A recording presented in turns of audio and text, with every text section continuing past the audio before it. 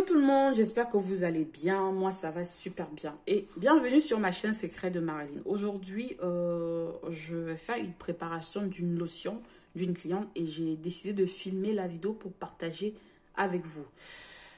Cette lotion, c'est une lotion éclaircissante, anti-âge, réparatrice et ça éclaircit dans des tons jaunes. Voilà, je vous explique pourquoi je vous donne cette précision-là. Parce qu'il y a certaines personnes, elles aiment bien un éclaircissement qui tire dans les tons blancs. Et d'autres aiment bien les éclaircissements qui tirent dans les tons jaunes. Vous devez aussi connaître bien vos actifs pour savoir quel actif utiliser dans vos produits pour avoir des tons jaunes ou des tons blancs. Aujourd'hui, je vais vous présenter spécialement le bêta-arbutin que voici. Je l'utilise dans cette préparation. Je couple avec l'acétylglucosamine et la poudre de papaïne. Je vais vous montrer ma poudre de papaïne. C'est carrément jaune. Il y a deux types de papaïne. Il y a une qui est blanche, l'autre qui est jaune. Donc, celle que je vais utiliser dans cette préparation, c'est la papaïne jaune que voici. Je précise bien, cette papaïne, quand je vais faire fondre dans l'eau devant vous, quand vous faites fondre dans l'eau, il n'y a pas de dépôt. Parce que c'est une poudre éclaircissante.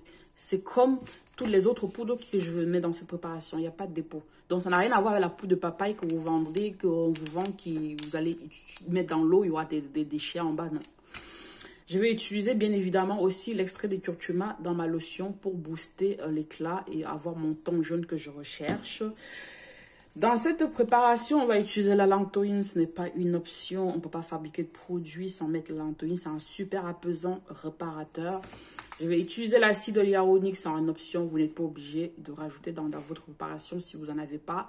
Mais comme c'est une lotion anti-âge, il faut que je le rajoute dans ma préparation. Je vais utiliser bien évidemment la vitamine B5 que vous connaissez. C'est un réparateur, un hydratant, un humectant aussi. Je vais utiliser le propylène glycol.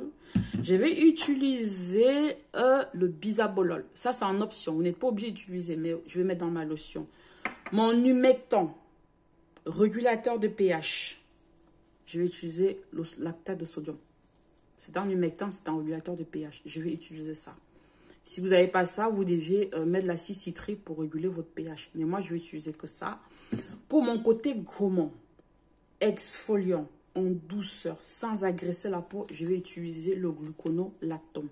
Dans cette préparation, ça ne va pas juste exfolier, réguler mon pH et renouveler la peau. C'est un chélateur aussi. Un chélateur, c'est quoi? Vous tapez sur Internet, vous verrez ce que c'est qu'un chélateur. Parce qu'il y en a beaucoup qui fabriquent des produits et ne savent même pas ce qu'il faut mettre pour garder le produit plus longtemps et n'ont aucune information.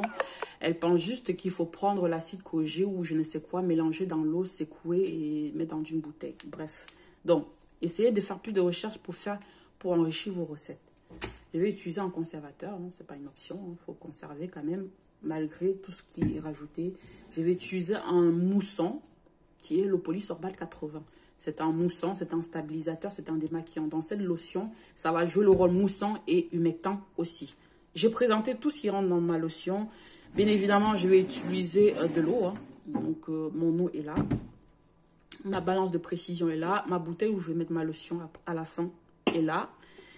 Et voilà, j'ai tout préparé. Tout y est là. Je vais faire la vidéo en voix off, ça soit rapide parce que là, l'introduction a déjà duré plus de 4 minutes. Et à tout de suite. Donc les filles, pour la préparation de ma lotion, je vais peser la quantité d'eau que j'ai besoin pour ma recette. C'est de l'eau que j'ai fait chauffer au préalable au micro-ondes. Voilà, l'effet de faire chauffer l'eau, ça permet de dissoudre rapidement les poudres. N'utilisez pas de l'eau bouillante, mais de l'eau chaude. Ok, il ne faut pas que ça soit bouillant non plus. Vous allez voir, ma poudre de lantoïne va dissoudre très très rapidement. Voilà, j'ai mis dans l'eau, au bout de 2 secondes, c'est dissous, il n'y a pas de dépôt. Ça ne reste pas blanchâtre. Voilà. Je viens rajouter ma poudre de papaïne. Je pense que je l'ai précisé dans la présentation des poudres. C'est la papaïne. Vous voyez, 2 secondes après, il n'y a plus rien. Il n'y a pas de dépôt non plus. Voilà. Je viens rajouter ma poudre de gluconolactone. Je tourne. 2 secondes après, il n'y a plus rien. Ça a déjà dissous complètement. Là, je viens rajouter ma poudre de bêta-arbutin et l'acétylglucosamine. Je tourne. Et 2 secondes après, il n'y a plus rien. Ça dissout complètement. Mes poudres sont d'une pureté de 99%. Je les commercialise si vous êtes dans les besoins pour fabriquer vos produits organiques. Je commercialise les poudres. Voilà.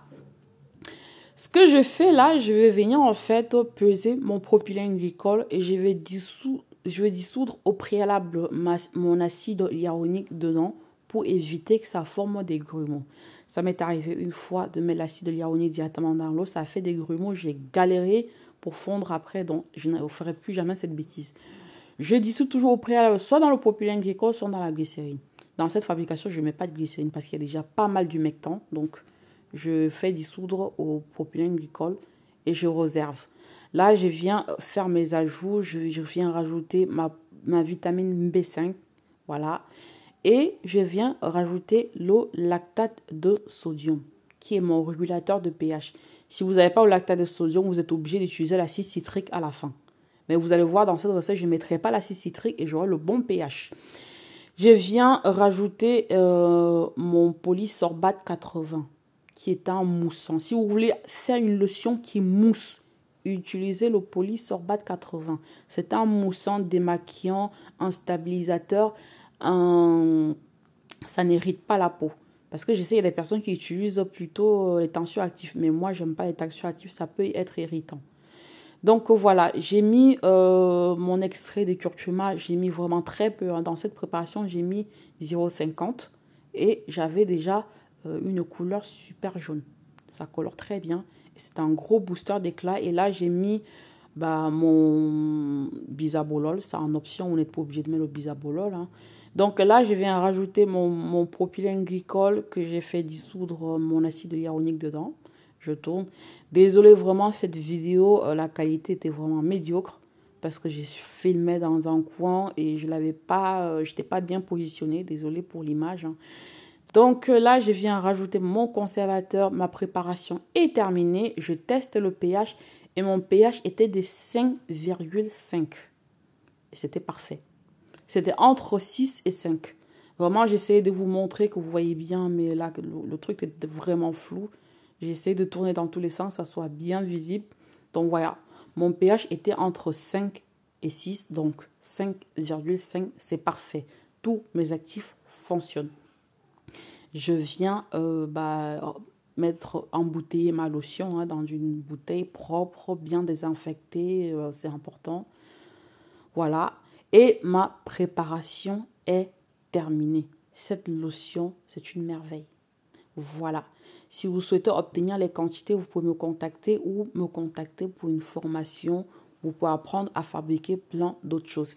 Si vous avez aimé la vidéo les filles, n'hésitez surtout pas de liker. Ça fait toujours plaisir de recevoir un like.